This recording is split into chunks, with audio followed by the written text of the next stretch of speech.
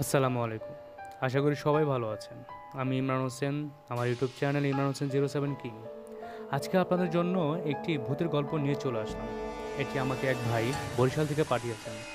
আমার চ্যানেলে এটাই প্রথম, আপনাদের ভালোবাসা পেলে এটাই থাকবে। ভৌতিক স্পটে গিয়ে আপনাদের গল্প শোনাবো। আমার আজকের গল্পের নাম কালোপুরী। তাহলে কথা না বাড়িয়ে ডিরেক্টলি আমরা গল্পে চলে যাই। ঘটনাটি হলো বরিশালের একটি প্রত্যন্ত গ্রামের কুলসিন্দুর। সেই গ্রামে সুমাইয়া নামের এক ষোড়শী মেয়ের বাস।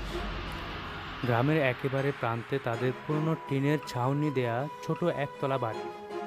মা বাবা আর ছোট এক ভাই নিয়ে তাদের সংসার। সুমাইয়া তখন দশম শ্রেণীতে পড়ে। শান্ত স্বভাবের, কিন্তু খুব কৌতূহলী। ঘটনাটি শুরু হয় এক বর্ষার রাতে। মেঘে আকাশ কালো হয়ে আছে, বিদ্যুৎ চলে গেছে। মোমবাতির আলোয় সুমাইয়া তখন পড়ছিল। মা রান্নাঘরে আর ভাই ঘরের এক কোণে ঘুমিয়ে। এমন সময় সে জানালার ফাঁক দিয়ে দেখে একটা অচেনা মেয়েলি অবয়ব রাস্তার ধারে একটা গাছের নিচে দাঁড়িয়ে আছে।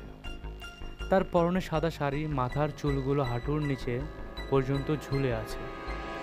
মুখ দেখা যাচ্ছে না, শুধু স্থির দাঁড়িয়ে থাকা।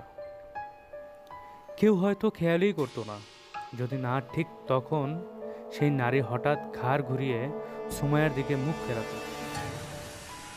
চোখাচোখি হতেই মেয়েটি অদৃশ্য হয়ে যায়।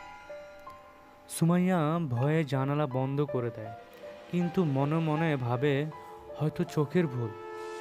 রাতে ঘুমাতে যায়, হঠাৎ ঘুমের মধ্যে সেই অনুভব করে তার শরীর একদম চলাচলের বাইরে।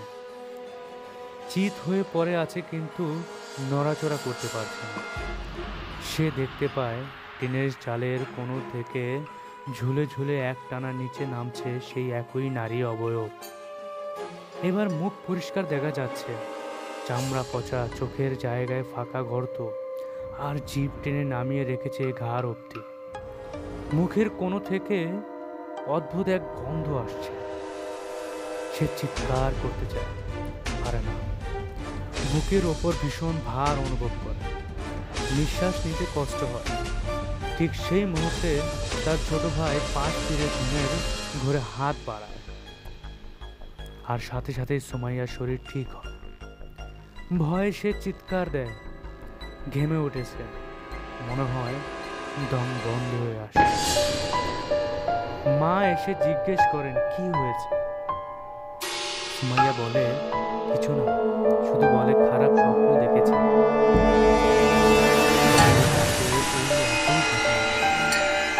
এবার সে স্বপ্ন দেখে সে একটা পুরনো ঘরের মধ্যে বন্দি।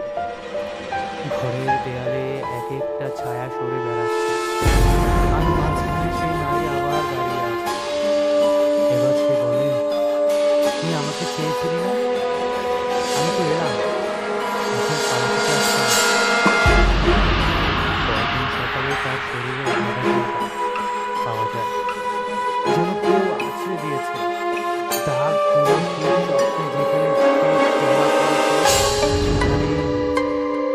এই ঘটনার কথা সে বান্ধবী কিরণকে জানায়। কিরণ বলে তাদের গ্রামে এক বৃদ্ধা আছে,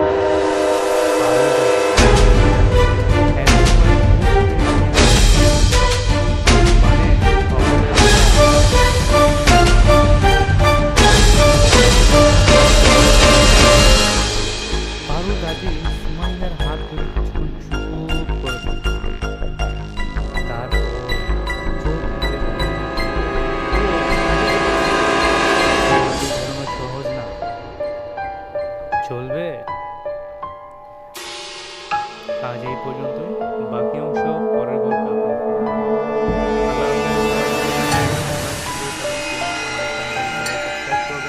কমেন্টস করবেন। প্লাস আপনাদের যদি কোনো নতুন নতুন গল্প থাকে আমাকে কমেন্টসে জানাবেন, বা আমার হোয়াটসঅ্যাপ নাম্বারে অবশ্যই পাঠিয়ে দেবেন। আমার হোয়াটসঅ্যাপ নাম্বার